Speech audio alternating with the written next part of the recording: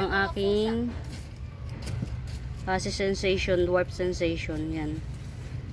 Ang tagal ko nung itong binili. In fairness naman, nag-baby na siya. Yun, oh. Naihiwalay ko na. Very tiny pa yung baby niya, as in juvenile. Yan.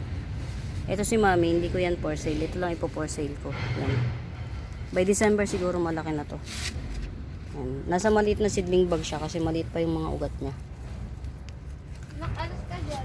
By December, mapeplex ko na yan. Ito, isa na to sa mga peplex ko. Si Dwarf Sensation. Dwarf Sensation. Ito, hindi ko to napeplex.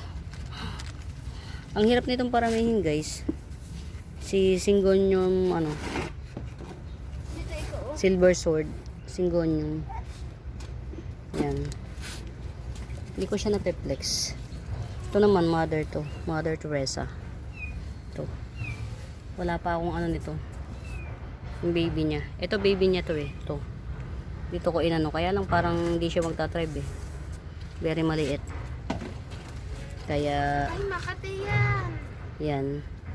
Pararamihin pa to. Ito may anak siya eh. Kaya lang, hindi ko alam kung may ugat siyang bukod. Hindi ko alam. Yan. Ito naman, hindi ko alam kung ano to.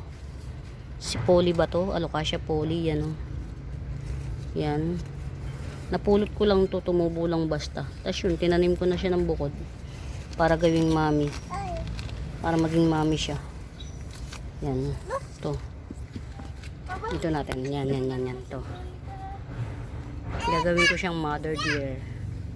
Mother Teresa. Yan. Napulot ko lang naman siya. Palalakihin ko na lang siya. Hindi ko alam kung anong ID nito. Sana sa nakakaalam ng ID guys. Tulungan nyo ako please. ID-han nyo please. Yan. Yan. Kagating ka Yan. naman, anak.